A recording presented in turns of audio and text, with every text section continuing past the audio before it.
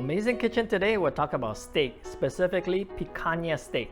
If you've never heard of it, it is okay because you probably don't see this in your local grocery store when you go shopping. You see sirloin, you see flank steak, even ribeye, but picanha, it is not seen in grocery store because usually it is reserved in butcher shops, and quickly the people who knows about this piece of cut will quickly buy it up and bring it home. So you probably won't even see it in your grocery store. But it is okay because today I'll be showing you how to cook this simple but tasty steak. It is hugely popular in Brazil, where you see in Brazilian steakhouse where they skewer the steak and they cut it in front of you. Chances are you've had a picanha steak. But I'll be making this one right here at home without a barbecue grill. So we'll sear it on a beautiful cast iron grill that will replicate the barbecue grill marks on the steak.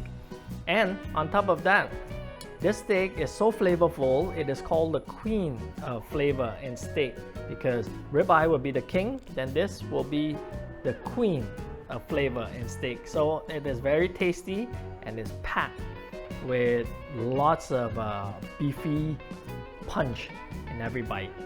Okay, so because it is so simple and is so flavorful, it doesn't need anything other than coarse salt. I'm going to be using sea salt today to season my steak. So it is very straightforward and simple. Now let's see how it's done.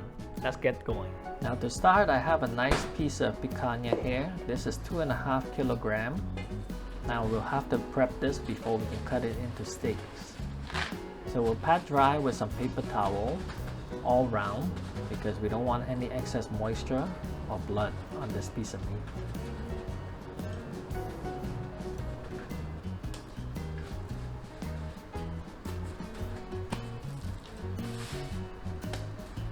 Now once that's done, we'll have to remove all this gristle from the back of the meat because this is not tasty. This is the chewy part of steak where sometimes you see when you go to restaurants and you have to spit out that you cannot chew through. That's this.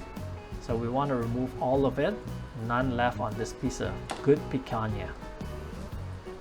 So carefully remove this with a sharp knife and try not to remove too much of that tasty meat.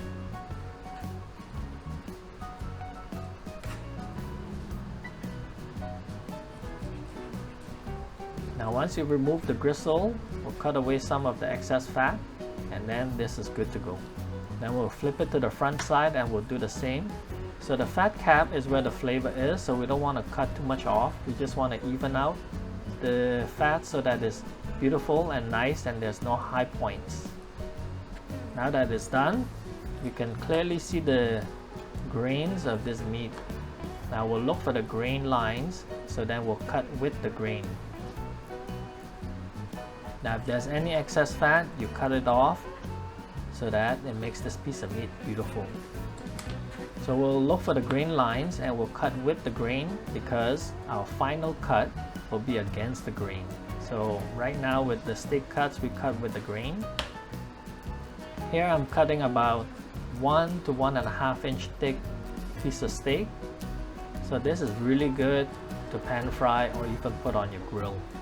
But if you like it thicker, go ahead, or even roast the whole one.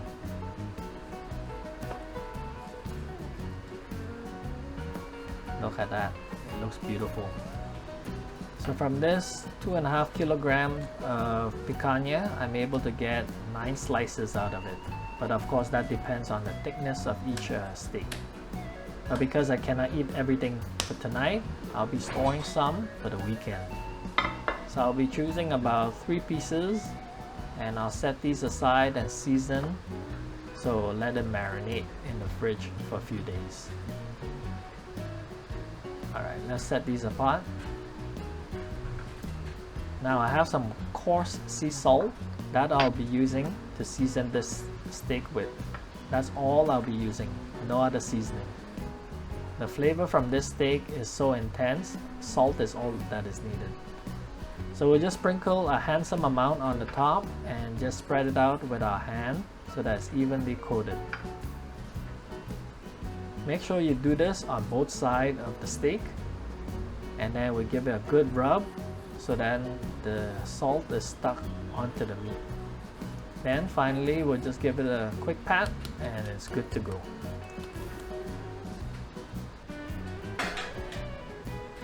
Now I'll get a pan with a little grill to elevate the steak. So then we'll rest the steak on it and we'll store this in the fridge. So we want it to be elevated so air can be circulated top and bottom of the steak.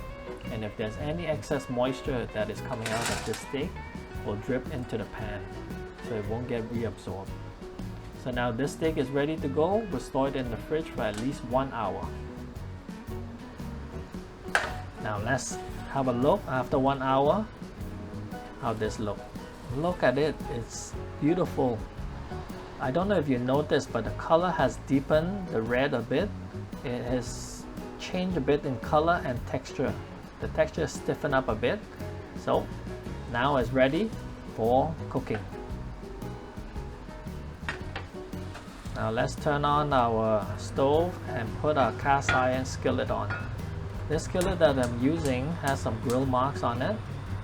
So these grooves will give us the beautiful barbecue grill marks on our steak. So we'll lay it on and don't touch it for about 2 to 3 minutes. So let it sear away.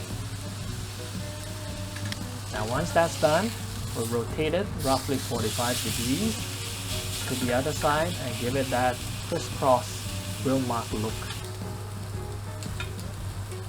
So let's see. Yes, looking beautiful. Look at the marks. It looks just like it came off of the barbecue grill. So now we'll do it to the other side. We'll rotate it 45 degrees and give it the crisscross look also. Now once that's done, we'll have to sear our fat cap as well because that's where all the flavor is and the juiciness. So we want to sear that side until it's brown. Then we'll flip it and we'll sear the other side also. We can just grill our steak over the fat and let it absorb some of that flavor. Now if you like it well done, now's the time to cook it a little longer. Then we'll rest this steak for 15 minutes. Don't cut it, don't touch it. Just let the juice reabsorb into the meat.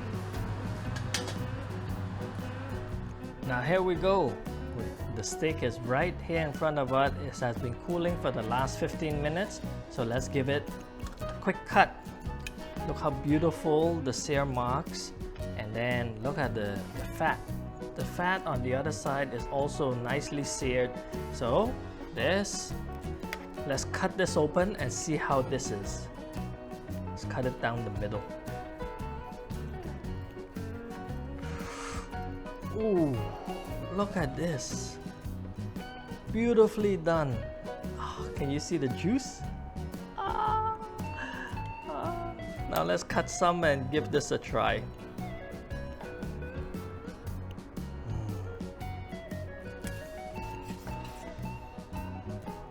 Alright, let me put this down. Look how juicy this looks. First bite.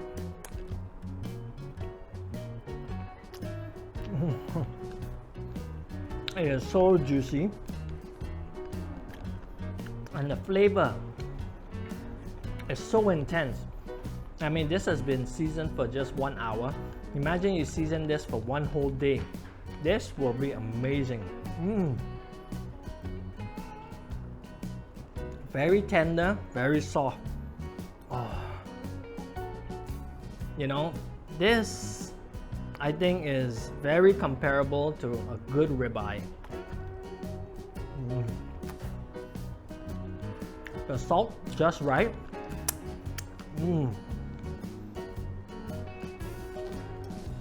Very, very nice. Now let me cut another piece and try this with some of this garnish. Here basically it's some mango with some chopped onion, and this is a nice little garnish to go over the steak. So all you need is salt and some little garnish like this, and they'll do its job. Now let's add this over our steak, just like that. Look at this, this amazing little bite.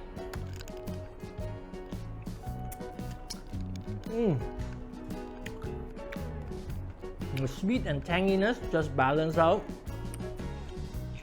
The steak just nice. But if you don't have this, it's okay. Just straight up, it's very good. Oh, by the way, if you'd like to know how to make this, let me know in the comments below. Then I'll probably make another video and show you how to make this chutney. Wow, this is amazing. So tender, so much flavor. Let it season in your fridge overnight. I think it will be even more intense, where it draws out some of that moisture and allows the salt to permeate into the meat. This cut is just amazing. If you've never had something like this before, the picanha, go ahead, go out, look for your butcher and tell them about this cut that you would like to have. And if they don't have, make sure they save the cut next time when they receive their new order. Oh, this is amazing. Well, I hope that you enjoyed this episode of Picanha Steak on Amazing Kitchen. Let us know in the comments below if you've tried this before, if this is your favorite cut or not, and let us know what else you'd like to see on this show. Alright, so I think that's about it. I'm gonna go and finish this while you subscribe and comment below, and make sure you like the video and share with your friends and family. Alright, well, we'll see you on the next episode. Bye now.